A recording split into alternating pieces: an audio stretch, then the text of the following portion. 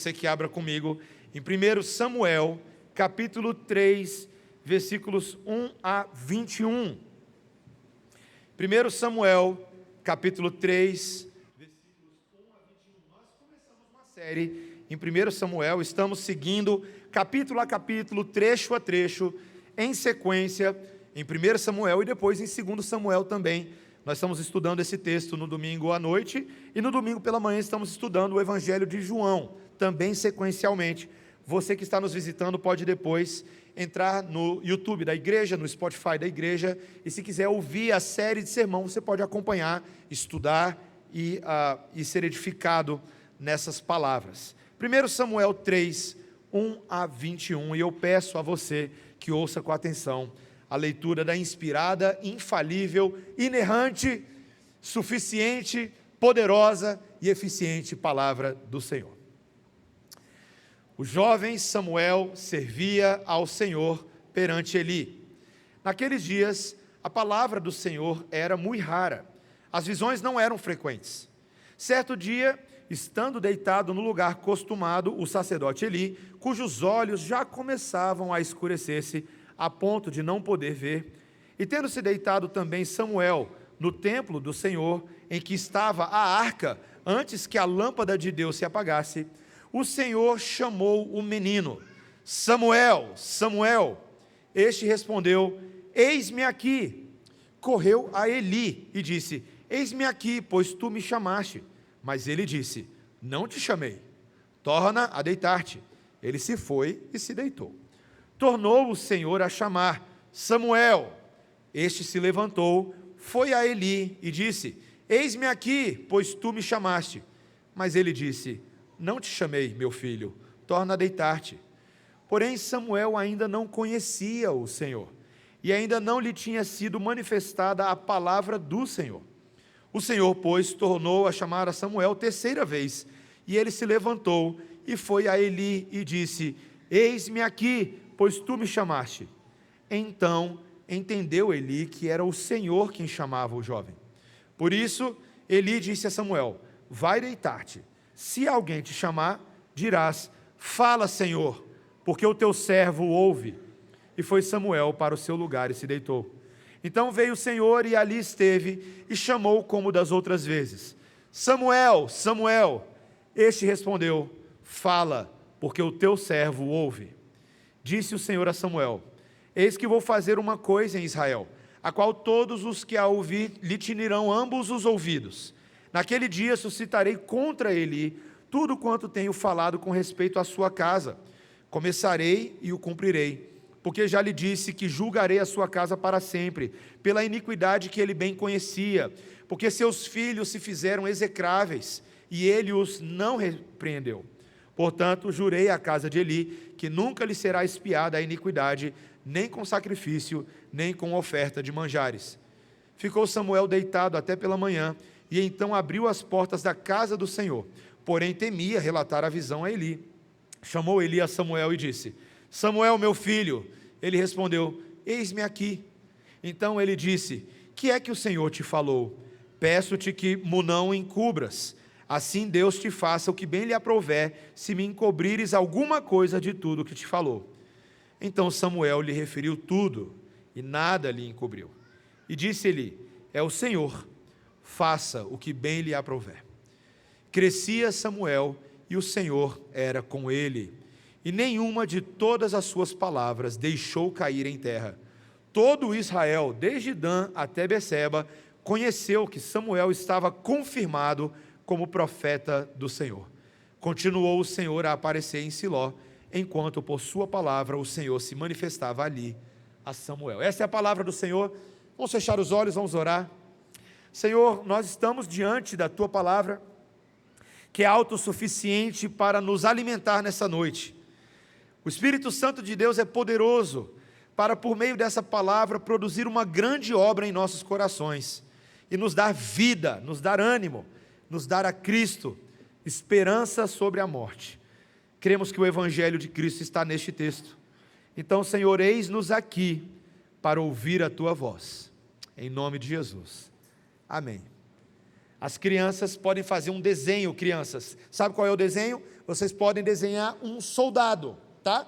E o soldado, ele vai estar assim, batendo continência, pronto para servir a sua nação. Se vocês quiserem, vocês podem desenhar a bandeira do Brasil perto dele, tá? Então ele vai servir o país dele, tá bom? O soldado com a roupa de soldado, pronto para a batalha, tá bom? Esse é o desenho que vocês têm que fazer. Meus irmãos, voluntariado é um assunto muito importante hoje em dia. As empresas estão acordando para o fato de que precisam ensinar os seus funcionários a fazerem o que fazem, não só por força do dinheiro no fim do mês, mas porque é importante abraçar as causas corretas. Funcionário bom é o funcionário que diz: eis-me aqui, estou aqui para fazer o que precisa ser feito. Ele foi convencido de que a causa é boa, ele tem uma percepção de que a missão daquela empresa é uma missão pela qual ele tem que se dedicar e ele tem que fazer aquilo com dedicação. E se você não fizer isso voluntariamente, o serviço militar obrigatório vai te ajudar, né? Não sei se vocês tiveram que passar por isso, eu passei triscando, sabe? Faiscando, foi a minha situação. Mas eu lembro que aquele breve período que eu quase virei NPOR no Exército Brasileiro, foi bem, meus irmãos, foi bem na última hora, tá? Que eu acabei não virando, mas eu lembro que aquele período foi um período muito importante. Perceber que quando um país convoca os seus cidadãos para o serviço militar, isso está ligado às necessidades de garantir a segurança nacional, a soberania, a defesa do território. Essa é a forma do Estado de assegurar, por meio da convocação, de que ele vai ter um contingente mínimo de pessoas treinadas e prontas para a batalha, prontas para uma invasão, prontas para atuar em situação de conflito. Qual deve ser a resposta do cidadão brasileiro quando o exército chama? Eis-me aqui, estou aqui para fazer a obra. Meus irmãos, nós estamos tratando de um texto hoje que fala do ofício profético, um ofício que existia claramente na Bíblia e aparentemente para muitas pessoas existe hoje também, só que de formas esquisitas, né? The King of the Power of the Best, né?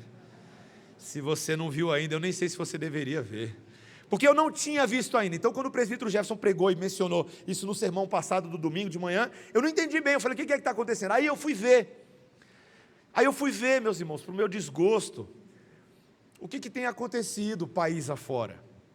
Às vezes a gente fica na nossa bolha, né? E a gente não vê o que está acontecendo. A popularização não só dos profetas mirins, mas desses que pegam um microfone e se põem a falar tudo o que a cabeça deles acha que eles têm que falar, os sonhos que eles têm, os devaneios que eles têm, se esquecendo que Jeremias capítulo 23 já havia dito que aquele que fala profecia, fale a palavra do Senhor, e não dos devaneios da sua própria mente, nem dos sonhos do seu próprio coração. Se você está duvidando de mim, depois você vai ler Jeremias capítulo 23, versículos 16 e diante. Profecia é um assunto muito sério, e a palavra de Deus trata da seriedade desse assunto, porque toda vez que a gente tem alguém que se sente vocacionado ao sagrado ministério, e aqui na nossa igreja nós temos seminaristas, temos aspirantes ao sagrado ministério, candidatos, inclusive um irmão querido que chegou a pregar nesse mesmo texto alguns anos atrás, quando ele era candidato. Nós temos homens que se sentem chamados para profetizar em nome de Deus. Mas, meus irmãos, esse texto de hoje, ele vem nos ensinar o que é o significado do eis-me aqui profético, o que é ser um atalaia em nome do Senhor, não em nome de nós mesmos. O caminho pelo qual Deus vocaciona, o caminho pelo qual Deus confia a sua palavra e as expectativas que Deus tem para os seus verdadeiros profetas, a partir do verdadeiro profeta, aquele que está exaltado nas alturas. Esse texto vai falar dessa trajetória profética de 5 maneiras, e eu gostaria de deixar, meu objetivo ao final do sermão, é que nós possamos perceber que esse não é só o chamado daqueles profetas da antiga aliança, ou somente dos pastores, mas de todos aqueles que em Cristo Jesus são chamados para serem o povo de Deus, para abrir os seus lábios e pregar a palavra do Senhor. Tem 5 características do chamado profético. Primeiro, o problema da ausência da palavra. depois o chamado do profeta, depois a mensagem de Deus, a proclamação do profeta e a confirmação da palavra. Eu quero ver esses 5 com os irmãos. Meus irmãos, primeiro, o problema de quando a palavra não está presente, a ausência da palavra. Esse é o versículo 1, deixa a Bíblia aberta, olha aí, versículo 1. O jovem Samuel servia ao Senhor perante Eli. Naqueles dias, a palavra do Senhor era muito rara. As visões não eram frequentes. O personagem principal desse livro é o jovem Samuel, que foi motivo de oração dos seus pais no capítulo 1, que queriam ter filhos, principalmente Ana, a mãe de Samuel, e Deus graciosamente concedeu o nascimento dessa criança. E Ana havia feito uma promessa: se o Senhor me der um filho, eu devolvo para o Senhor, ele é do Senhor. E ela foi fiel. Quando Samuel nasceu, ele foi consagrado para o serviço na casa do Senhor. E lá se foi Samuel servir no templo, servir nos ofícios da vida religiosa de Israel. Meus irmãos, vai ficar claro para a gente o contraste entre o jovem Samuel e os filhos de Eli, que a gente viu no capítulo 2. A gente vai falar disso, mas havia um problema. O texto bíblico diz que naqueles dias a palavra do Senhor era muito rara, as visões não eram frequentes. Havia uma escassez da revelação de Deus, e não era apenas quantitativa, era uma crise espiritual profunda em Israel, meus irmãos. Uma crise marcada pela corrupção dos sacerdotes. Os filhos de Eli, que deveriam ser os líderes espirituais da nação, eram os piores exemplos de espiritualidade, com as suas gulas, com seus adultérios, com a sua falta de fidelidade com o ofício na casa do Senhor. Eles estavam envergonhando o nome de Yahvé. Havia ausência de uma liderança espiritual genuína. E meus irmãos, por conta disso, por causa dessa situação, Deus decidiu derramar o pior tipo de juízo que Ele pode derramar numa nação: não se manifestar, ficar em silêncio. Meus irmãos, tem muita coisa que você acha que pode ser ruim que Deus pode fazer. Eu te garanto, biblicamente, que a pior coisa que pode acontecer na vida de uma pessoa é não ouvir a voz de Deus. Imagine uma cidade que depende de uma torre de sinal para receber água potável, e um dia essa torre importante para de funcionar. Todo mundo continua tendo torneira na cidade e abre as suas torneiras, mas não sai nada, só sai ar, só sai poeira. Já aconteceu isso com você, de ficar sem água? Aquele breve momento que o pessoal do seu condomínio fala: vai cortar a água, você fica desesperado: o que eu vou fazer da minha vida? Se você fica desesperado por 5 minutos ou 2 horas, você consegue imaginar uma vida inteira sem água? Um período inteiro sem água? Meus irmãos, a palavra do Senhor é água, é refrigério, é alimento, e não ter isso é desespero para uma nação, é sinal de juízo.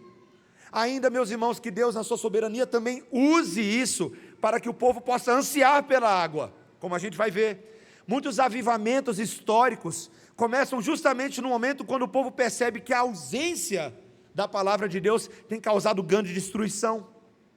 Alguns dos maiores avivamentos que nós temos na história são avivamentos que surgiram no meio da frieza espiritual de países inteiros. O avivamento do país de Gales em 1904, o avivamento da Coreia do Sul, apenas alguns.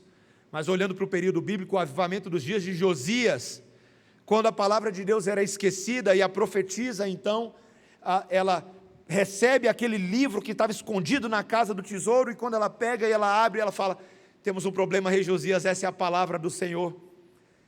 Josias, o jovem rei, declara um momento de contrição. Ele fala: nós precisamos desesperadamente nos voltar para Deus. Avivamento é isso, meus irmãos. Senhor, abre os canais da tua palavra sobre nós. Esse é verdadeiro avivamento, tá? Verdadeiro avivamento não é meramente milagres e curas. O maior de todos os milagres é a cura do coração, e só a palavra de Deus pode fazer isso. A fé vem pelo ouvir, e o ouvir a palavra de Deus. Romanos capítulo 10. Então, Senhor, derrama sobre nós a tua palavra. Tem que ser um clamor da igreja. Senhor, nós não queremos apenas ter a palavra impressa em nós, impregna em nosso coração, abre nossos ouvidos. Às vezes o problema não está no doador da palavra, está no ouvido do receptor, né? Eu lembro uma vez que eu agora, recente, viajando de avião, aí meus irmãos, na subida deu aquele entupimento, eu não conseguia ouvir nada e doeu, só que na descida entupiu o outro. Terrível, né? Você não consegue ouvir nada, a pessoa fala com você, você dá... Senhor, desentope nossos ouvidos espirituais. Esse tem que ser o clamor da igreja, desentope, Senhor. Ajuda a gente a ouvir a Tua voz, e nada mais, amém, irmãos? Amém. A ausência da palavra pode ser um problema, mas é aqui, meus irmãos, justamente que Deus decide fazer algo diferente. Em segundo lugar, a gente vai ver o chamado do profeta. O texto vai nos contar nos versículos 2 a 9, uma cena muito interessante. Estava lá Eli, já fraco de dias, com seus olhos cansados, não conseguia mais ver direito, já estava bem cego. E o pequeno Samuel, depois que terminava de fazer os serviços do dia, cuidar das questões da arca, cuidar dos utensílios do santuário, então o texto fala que ele apagou as luzes e foi dormir. E foi nesse momento, naquele local, naquele templo, onde historicamente Deus sempre manifestava a sua presença, que o texto nos diz no versículo 4, que Deus, o Deus Criador dos céus e da terra, decidiu chamar com a sua própria voz um ser humano. Pensa nisso um segundinho, tá? Te dou 3 segundos para você pensar nisso, tá? O Criador dos céus e da terra usando sua voz para chamar uma criança, um ser humano. Samuel, Samuel. Samuel, crianças. Lembra de Samuel? E o menino prontamente ele acorda, talvez meio desnorteado, fala: eis-me aqui, tem alguma coisa para fazer no meio da noite. Só que a reação dele é fazer o quê? Correr para Eli. Eli, você me chamou? Estou aqui. Não, menino. Eli não entendeu. Sou eu não, menino. Volta para sua cama, o que você está... Pronto, deve ter pensado tudo, né? Sonho de criança. Criança sonha, né? Criança tem coisa, tem voz na cabeça, amigo imaginário, né? Volta, menino, vai dormir, eu não te chamei não. E aí ele volta, então a palavra do Senhor vem a segunda vez a Samuel e diz: Samuel! E ele: eis-me aqui, não vou dormir hoje. E ele corre de novo para Eli. E Eli: eu não te chamei. E meus irmãos, vai começando a ficar claro para a gente o motivo pelo qual Samuel não entendia. Está no versículo 7, olha aí o versículo 7. Porém Samuel ainda não conhecia o Senhor, e ainda não lhe tinha sido manifestada a palavra do Senhor.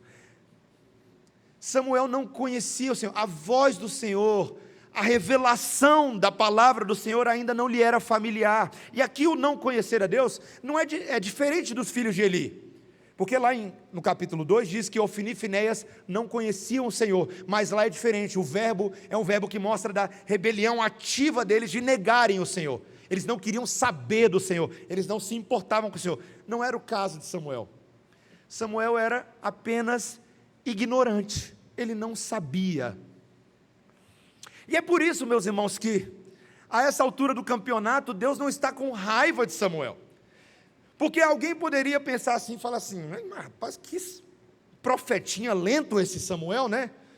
Se eu fosse Deus, nessa altura eu já estaria impaciente. Como que um santo Deus perderia o seu tempo com alguém que não entende o que está acontecendo? Mas, meus irmãos, é aqui que nós passamos a entender o caráter gracioso, bondoso e paciente do nosso Deus, até mesmo para com as crianças. Olha que contraste, meus irmãos. A santa ira de Deus por aqueles pecadores que sabiam o que estavam fazendo, mas a paciência longa de Deus para com o pequeno Samuel. E depois que Eli entende o que está acontecendo, ele vira para Samuel e fala assim: Samuel, eu entendi. Faz o seguinte: quando você voltar para lá, você dorme, e se a voz vier e falar com você de novo, você diz assim: fala, que o teu servo ouve.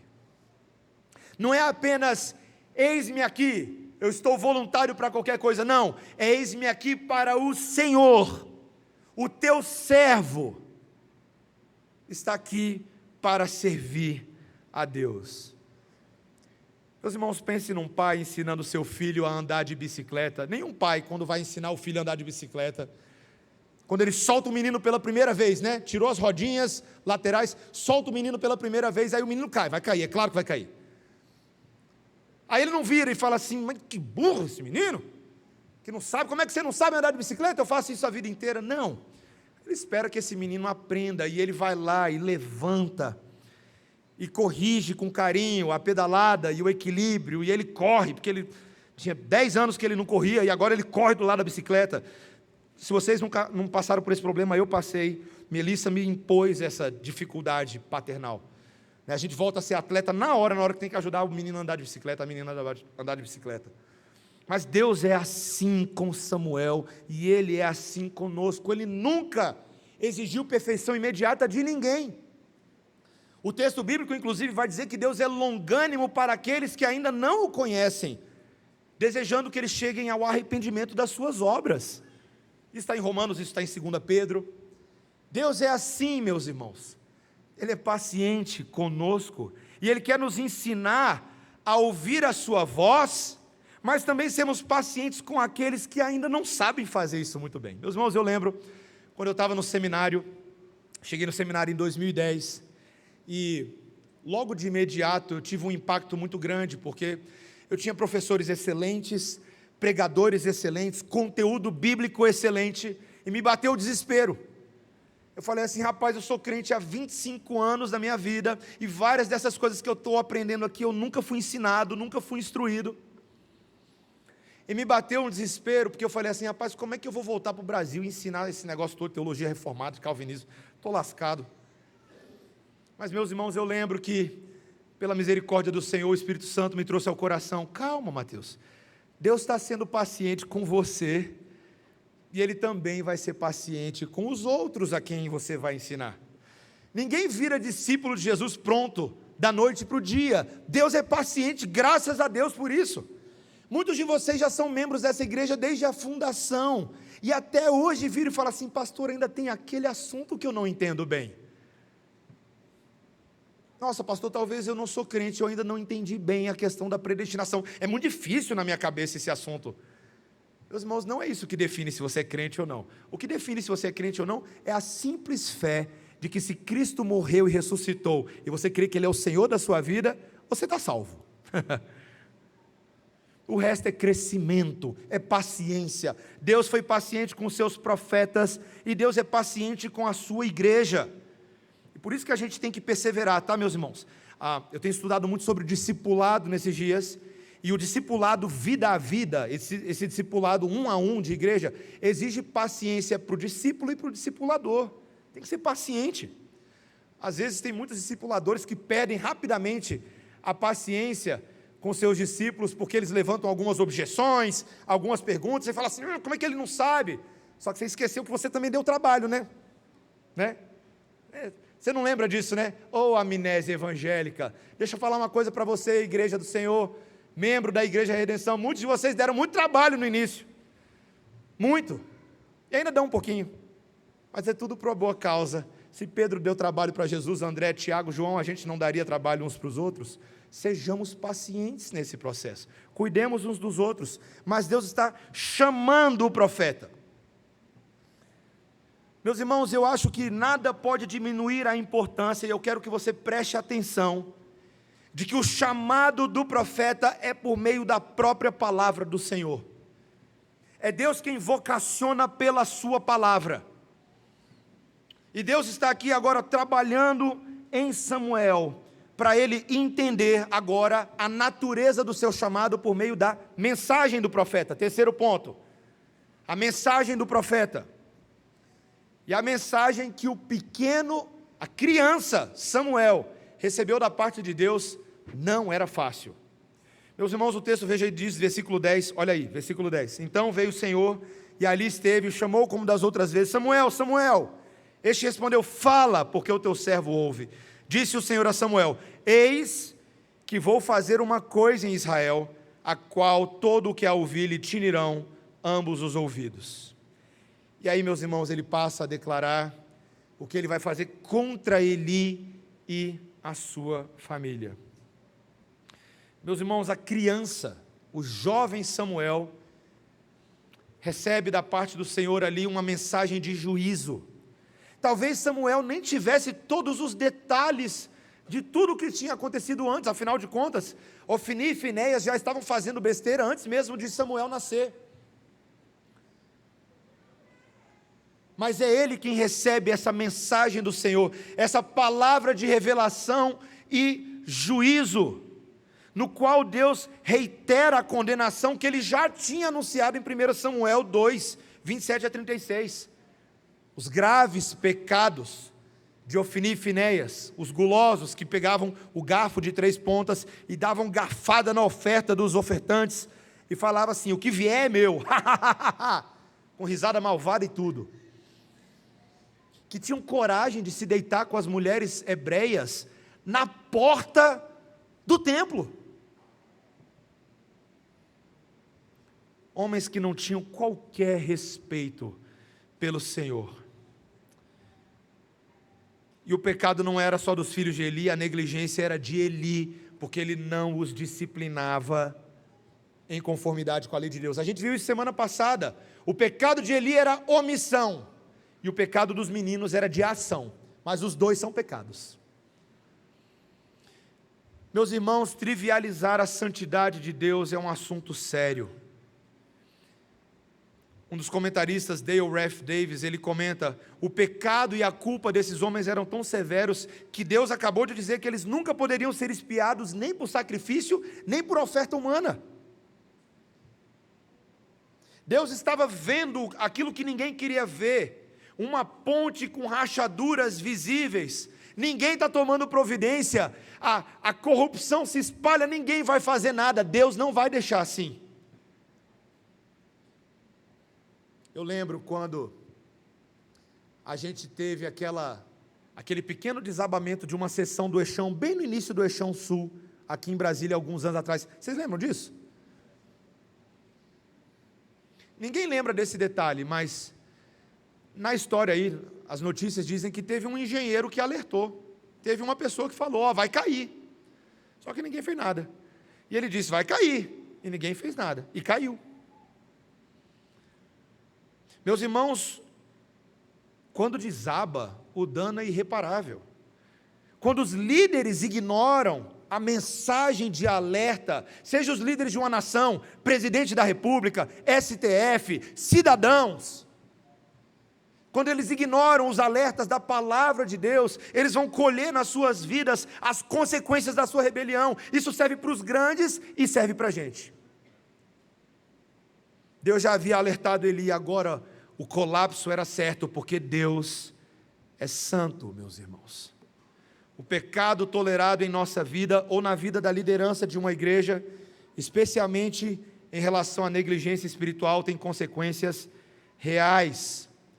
E preste atenção, eu vou falar uma coisa para vocês, serve para mim, serve para todo mundo, serve para os líderes dessa igreja, meus caros pastores, presbíteros, amigos, meus caros diáconos, e outros líderes que tenhamos no nosso meio, mas vocês também, membros da igreja. O fato de Deus ser paciente não significa que Deus é permissivo. O fato de Deus ser paciente não significa que Deus é permissivo. E se você que está aqui hoje à noite, ouvindo essa palavra, e de alguma maneira essa palavra chega no seu coração como voz de Deus, não tape os seus ouvidos para a voz do Espírito Santo. Não faça isso. Não estique o seu pecado um pouco mais. É só mais um pouquinho. Não tem tanto problema assim. Tem, meus irmãos. Tem.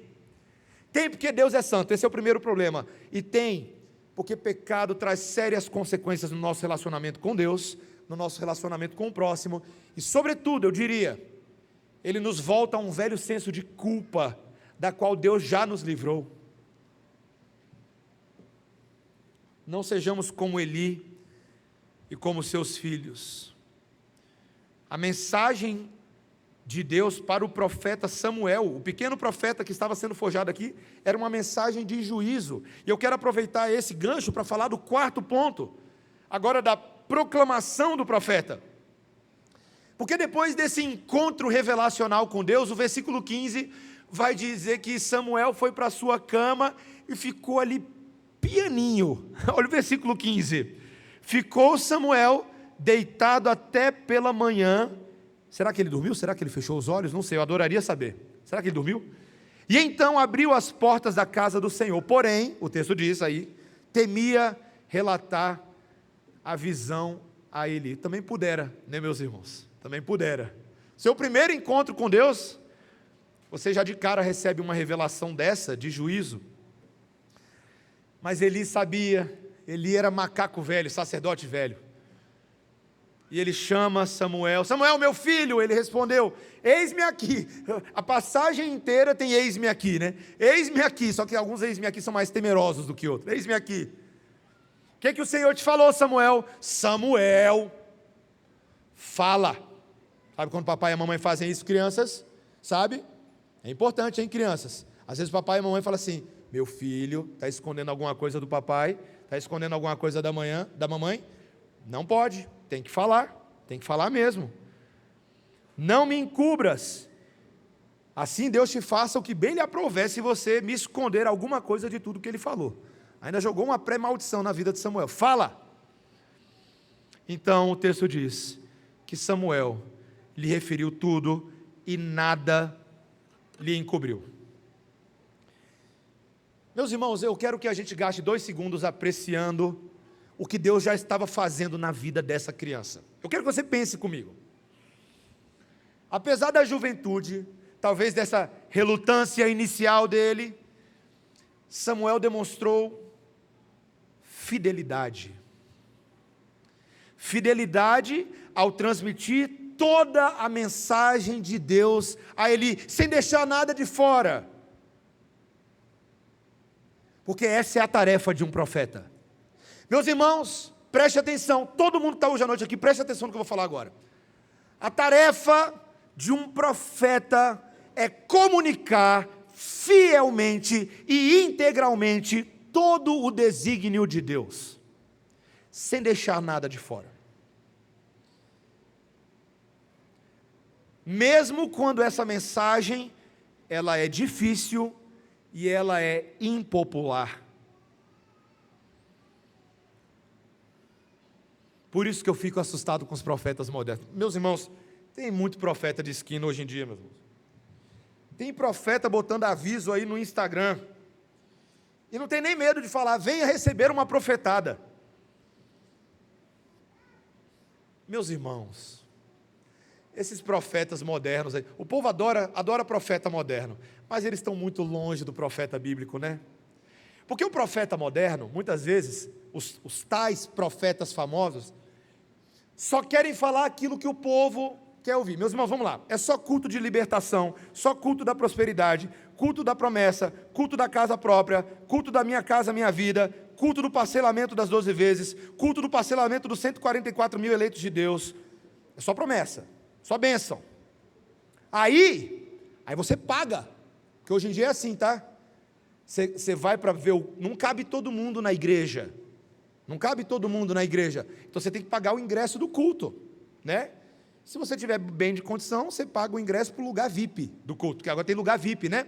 Então as igrejas agora, a gente voltou para a Idade Média, meus irmãos. A gente voltou para a Inquisição aqui agora. Agora os preferidos sociais pagam seus lugares cativos, né? Lá vai para receber uma bênção do profeta. Dependendo do culto e dependendo do profeta, você pode pagar aí uma bagatela de R$1.000, R$2.000 para estar presente no culto para receber profecia. Vai curtindo aí, vai ouvindo, tá? Aí entra um menino, taca, toca, taca, peca, taca, taca, faca. Você está pagando para isso. Quando você vê pessoas da sua família falando, eu vou lá para ver ele, ou fica dando ibope para ele, porque a gente não devia estar dando ibope, tá? Porque isso é exploração de menor, espiritual. Deus vai pesar a mão nas pessoas que estão ganhando dinheiro em cima desse menino, tá? E do menino também, porque ele não é tão criancinha assim não, ele tem responsabilidade diante de Deus. E falam o que as pessoas, meus irmãos, as pessoas têm coceirinha. Ó, coceirinha gostosa, ai, coceirinha gostosa, que vontade de ouvir uma bênção hoje. Mas ninguém quer ser profeta bíblico. Ninguém quer ter coragem de confrontar pecados, de abrir a boca e de falar, larga de ser safado, larga de ser adúltero. Larga seu pecado de estimação, Deus é santo. Ninguém tem coragem mais de falar isso. Alguns têm, mas não muitos. E ficam alimentando o ego de uma população evangélica ensimesmada, fajuta, sem profundidade bíblica, porque hoje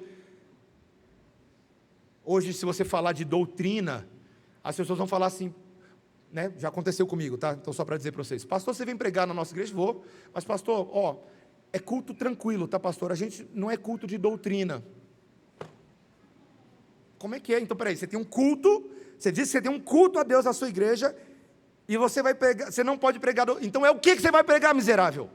O que se prega num culto quando não é doutrina?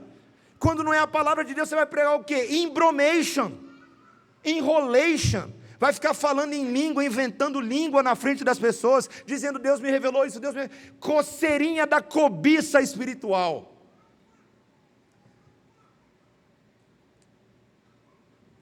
E meus irmãos, essa palavra não se aplica somente a quem recebe, mas claramente a quem se propõe ser profeta. Meus irmãos, eu não tenho medo, tá? Eu posso olhar, não tenho medo de olhar no olho. Nós temos alguns homens aqui na igreja que têm sido acompanhados pelo conselho dessa igreja com vistas ao sagrado ministério. Alguns homens têm sido acompanhados também com vistas aos ofícios, presbiterato, diaconato. Homens, vocês que querem ser pastores, qual é a motivação do coração de vocês?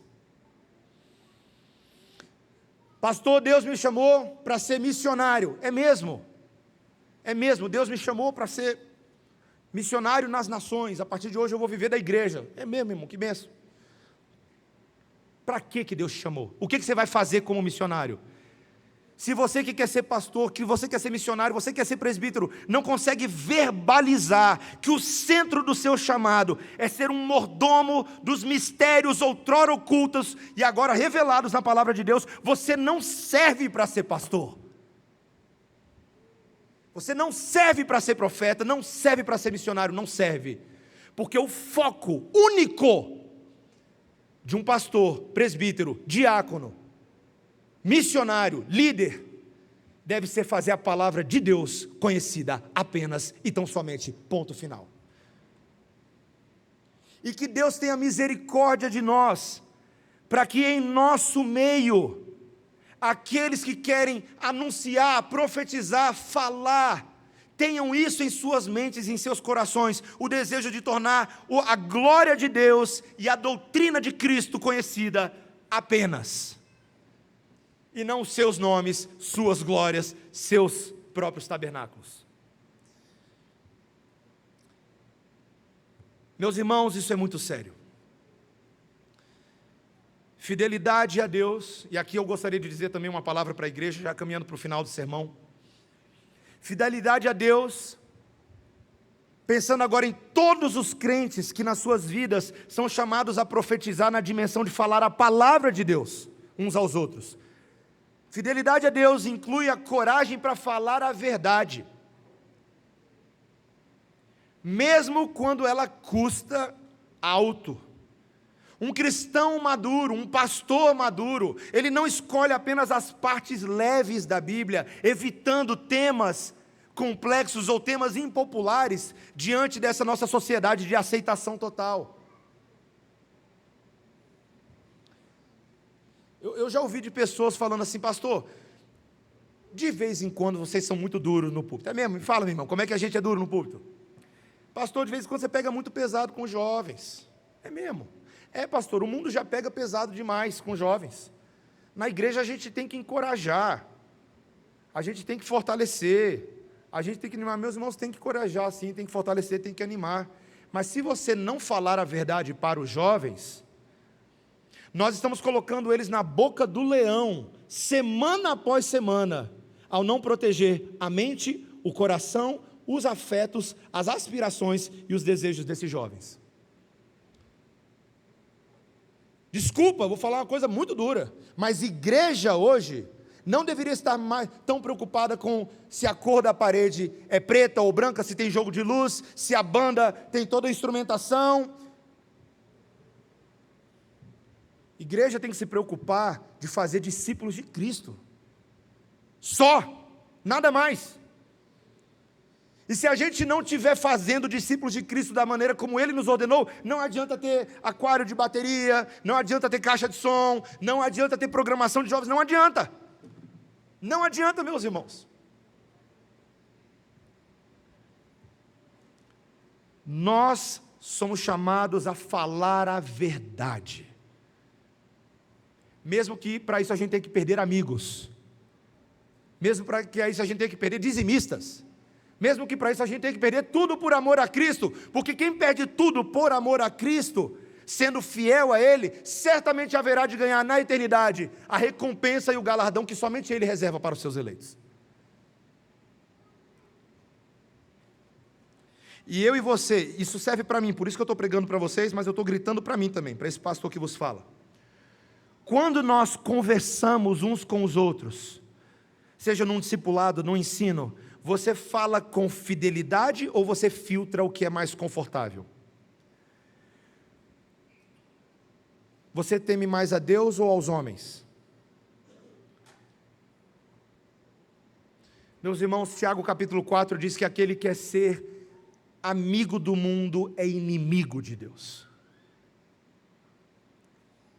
E se a igreja quer cumprir a sua função profética dentro de uma sociedade, ela não pode estar preocupada com as opiniões ou com a popularidade, não. Ela precisa estar preocupada apenas com a aprovação do Mestre Jesus.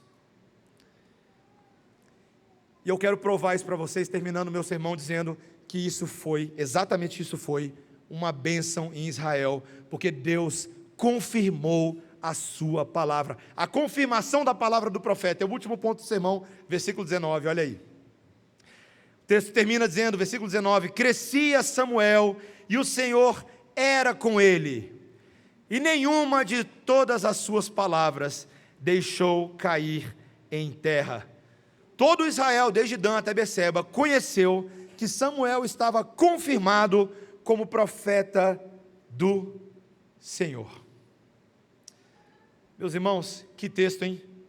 Ele começa com o desespero de uma terra sem a palavra de Deus. E ele termina dizendo, com toda alegria, que Samuel crescia. Samuel crescia. Tá bom, todo mundo cresce, pastor, qual é a diferença? O Senhor era com ele. Aleluia! Olha só que coisa boa, que notícia boa, no meio dessa desgraceira da vida espiritual de Israel, o Senhor era com o jovem Samuel. Dessa desgraceira da vida de Israel, o Senhor era com Samuel. Que esperança, que registro, Deus volta à cena, Ele não abandonou o seu povo de Israel, Ele ainda tem algo para cumprir na vida desse povo, e esse algo não é só condenação, é edificação, é fortalecimento, é amadurecimento espiritual. Nenhuma de todas as palavras que Samuel falou em nome do Senhor caiu por terra. Em toda aquela terra, desde Dan até Beceba, todo mundo sabia que Samuel era confirmado como profeta do Senhor. E se ele era profeta do Senhor, então havia palavra do Senhor. E se há palavra do Senhor, há esperança. Se há palavra do Senhor, há esperança. Meus irmãos, não é sem motivo que dentro da teologia reformada, da reforma protestante do século XVI, a principal ênfase, o principal sola, do qual emanam todos os outros solas, é o sola Escritura. Somente a Escritura é a autoridade na vida do povo. Gente, olha só que interessante. Há quem pense que dos 5 solas da reforma protestante, o principal é o soli deo glória, somente Deus a glória. E eu acho até que eu poderia concordar com isso, mas só tem um problema. Eu nunca tomaria conhecimento de que tudo tem que ser para a glória de Deus, se antes eu não tivesse um sola Escritura, que dissesse, só a Escritura é a autoridade na vida do povo de Deus. E nada mais, nada, absolutamente nada, tem o peso de instrução, de lei, de autoridade e de poder que a Bíblia tem na vida da igreja. Nada. As pessoas estão tão confusas hoje em dia, elas acham que o Papa tem essa autoridade. Na Igreja Católica, a Igreja Católica diz que existem 3 fontes de autoridade que estabelecem essa autoridade sobre a vida do povo. O Papa e o clero, a autoridade eclesiástica, a tradição da igreja e a Bíblia. Bíblia, tradição da igreja e o papado clerical. É impossível isso, meus irmãos. Vai dar conflito de interesse. Você já viu o problema de conflito de interesse? Toda empresa que tem 3 chefes é o mesmo problema de não poder servir a 2 senhores. Não vai dar conflito de interesse. Ora a tradição vai querer uma coisa, ora o conclave vai querer outra, ora a Bíblia vai querer outra. E a pergunta é: quem vai prevalecer? O caos vai prevalecer. Não pode haver reino dividido, e a única maneira da igreja não ser dividida é se nós permitirmos a palavra do Senhor causar o mesmo efeito de avivamento que ela causou no século XVI. O século XVI, aquele período da Idade Média, era chamado de Idade das Trevas. O sistema de inquisição, o sistema de indulgências da Igreja Católica fazia as pessoas barganharem posição no céu com base nos seus méritos. Elas viviam com as suas consciências pressionadas para baixo.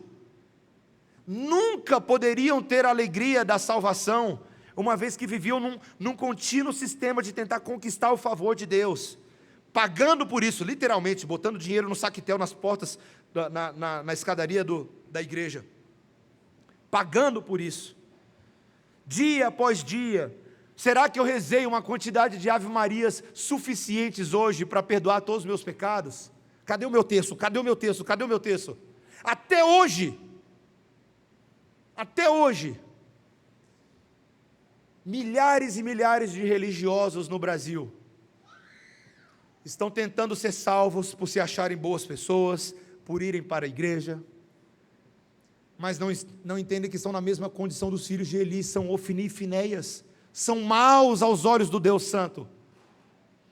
Era necessário, meus irmãos, como o texto bíblico diz, que houvesse um profeta que fosse confirmado pelo Senhor. E eu não estou falando de Samuel, eu estou falando do outro profeta, do maior, aquele que a Bíblia diz que ele crescia em graça e estatura diante de Deus e dos homens. Aquela criança que quando seus pais o perderam, e voltaram correndo: cadê Jesus? Cadê Jesus?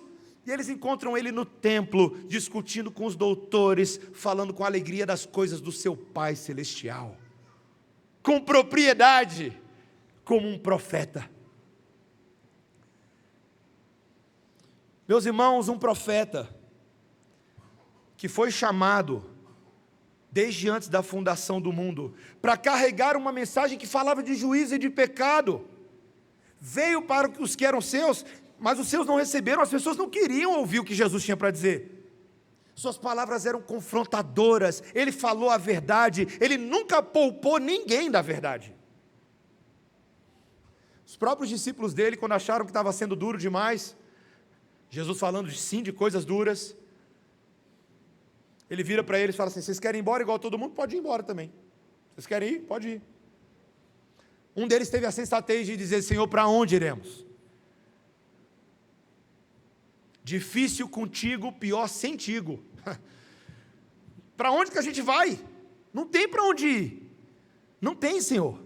Só Tu tens as doces palavras de vida eterna. Elas são duras, elas são pesadas, mas elas são salvação. Jesus tinha acabado de dizer: é mais fácil um camelo passar no fio de uma agulha do que o rico entrar no reino dos céus. E eles falaram assim: Senhor, isso é difícil demais. Quem pode ser salvo? Não se preocupem, creiam neste profeta.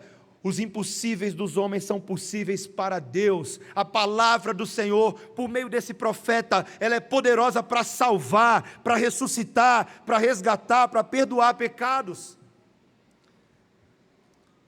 E meus irmãos, ainda que a mensagem dele fosse dura, ele estava disposto a morrer como resultado da própria mensagem dele. Ele falou e pagou.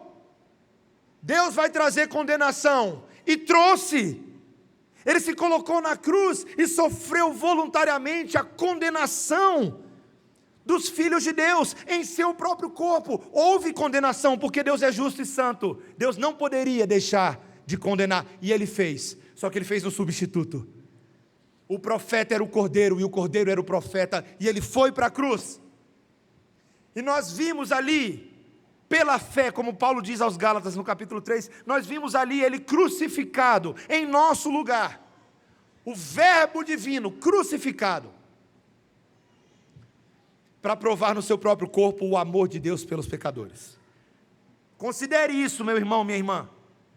Ele pregou e Ele pagou. Ele cumpriu a lei e Ele sofreu o resultado da lei. E Ele ressuscitou ao terceiro dia. Meus irmãos, Ele precisava ressuscitar. Porque se Jesus não tivesse ressuscitado ao terceiro dia, todas as palavras que foram ditas por Ele seriam de valor vazio. O cristianismo seria uma religião tão morta quanto todas as religiões que são cheias de palavra, mas não têm vida. Mas Ele ressuscitou, meus irmãos. E quando Ele ressuscitou, toda palavra foi confirmada. Sabe por que essa palavra, meus irmãos, é vida e alimento? Porque o dono dela está vivo. Vivo nesse momento, fazendo valer o poder dessas palavras na nossa vida. E quando eu e você temos a coragem de abrir a boquinha para comer papinha, né, crianças? Abrir a boquinha e comer papinha, né? Quando o papai e a mamãe sentam com a gente no culto familiar, e eles falam assim: hoje nós vamos ler o Salmo 96, e aí eles leem, crianças: cantai ao Senhor um cântico novo, cantai ao Senhor todas as terras, cantai ao Senhor, bendizer o seu nome. E nós, crianças, nós ouvimos e prestamos atenção, como vocês estão prestando atenção aqui agora na pregação, prestando atenção. E nós, crianças espirituais, prestando atenção, como filhos que ouvem a voz do Pai. E a gente presta atenção, e a gente fala: Senhor, eu não quero me esquecer. E eu oro, e eu falo: Senhor, internaliza em mim, que as palavras dos meus lábios e o meditar do meu coração sejam agradáveis na Tua presença. Bota isso dentro de mim, Senhor, para que a minha boca fale das Tuas profecias, para que eu fale da Tua verdade, para que eu não invente moda, para que eu volte para essa velha roda. Essa aqui salva, essa tem poder. E por isso, meu irmão, minha irmã, você quer exortar? Você deve. Você quer admoestar? Você deve. Você deve aconselhar? Deve. Mas para fazê-lo, ouça, procura apresentar-te a Deus aprovado, como obreiro que não tem do que se envergonhar e que maneja bem a palavra da verdade. Termino com uma ilustração do reverendo Emílio Garófalo. Alguns anos atrás, pregando um sermão, ele brincou com a ideia de que uma pessoa que manuseia bem a palavra é como um espadachim. Alguém já assistiu aí os Três Mosqueteiros? Eu gostava muito dos Três Mosqueteiros. Quando você manuseia bem essa palavra, ela se torna uma com você, né? É a espada do mosqueteiro, né? Ele manuseia bem, tadá! Certo? E ele é capaz de ser útil no exército de Deus. Quem manuseia bem a palavra da verdade é útil como soldado que foi convocado no serviço militar obrigatório celestial. Somos eu e você, não é o outro. Não estou falando do outro, estou falando de você. Sou um soldadinho de Jesus. Hey, é você. Mas que qualidade de soldado é? Se alguém der uma espada na sua mão, você vai: eu não sei manusear isso. Não seja assim. Não se envergonhe do Evangelho. Meu irmão, minha irmã, deixa eu falar uma coisa para você. Tem muita coisa que você pode fazer hoje à noite quando chegar em casa. Mas faça um favor à sua alma. Vai ler a Bíblia. Hoje à noite. Não é aplicação para daqui a 3 semanas. Se ouvires a voz do Espírito Santo hoje, dá ouvidos hoje. Chega em casa hoje antes de dormir. Você fala assim: pastor, mas eu tenho que acordar cedo. Eu sei. Acordar cedo pode esperar. Abre a Bíblia com a sua esposa, se você não tem feito isso essa semana, se você tem 1 mês que não faz isso, 3 meses, 1 ano, não importa. O Espírito Santo é o Deus da segunda chance. Você abre a Bíblia e leia. Leia. Coma. Você às vezes está com um casamento quebrado, despedaçado, com a vida desanimada, é porque você não está comendo. Leia a Bíblia e faça oração. Veja o que vai acontecer, se você começar a fazer um hábito. Talvez é um trechinho todo dia. Talvez, pastor, eu já tentei a leitura anual da Bíblia em 1 ano, 4 capítulos por dia, 5 no fim de semana, eu não consigo. Deus nunca te obrigou a ler a Bíblia inteira em 1 ano. É um método que a gente usa. O que Deus quer é que você se alimente todo dia. Nem que seja 1 versículo por dia. O Spurgeon chegou a falar isso para a igreja. Nem que seja 1 versículo por dia, mas todo dia. todo dia, meditando, pensando, memorizando, internalizando, crendo, amando, louvando, pregando. E você vai perceber, meu irmão, como a igreja, não só o pastor da igreja, como a igreja pode cumprir a sua missão profética no mundo. Nosso amigo que pregou aqui, meu amigo que pregou alguns anos atrás, ele disse: Deus não está em silêncio. E de fato Deus não está. Se você ouviu hoje à noite direitinho, Deus não está em silêncio. Mas Ele está falando com você, para que você também possa falar a outros. Abra a sua boca e pregue a palavra de Deus. Amém? Feche seus olhos, vamos orar. Senhor Deus, a Tua palavra é vida e alimento. É algo terrível, Senhor, quando não há palavra presente na vida do povo. Mas a semelhança daquilo que o Senhor fez na antiga aliança, o Senhor levantou para si um profeta, o nome dele é Jesus Cristo, cujos lábios pregaram a verdade, que disse ao Pai: eis-me aqui para fazer a tua vontade, e fez, Senhor, cumpriu o eis-me aqui de Deus. E é por isso que nós estamos aqui, recebendo a mensagem, recebendo a proclamação, recebendo a confirmação dessa palavra dentro de nós, pelo Espírito Santo que sela essa palavra em nós. Então, obrigado, Senhor. Continua anunciando Tua verdade a nós, semana após semana. Que não nos enganemos com os falsos profetas desse mundo. Senhor, nos livra dos falsos profetas. A gente já perde tempo demais com tanta coisa. Ó Senhor, bloqueia o nosso ouvido para as falsas doutrinas, para as tendências e modismos que estão mais interessados na mercantilização e no comércio da palavra de Deus do que na salvação e nas coisas da piedade. Livra o nosso coração do auto-engano, Senhor, e dá-nos apreço pela Tua palavra acima de todas as coisas, Senhor, porque nós podemos ter a certeza hoje à noite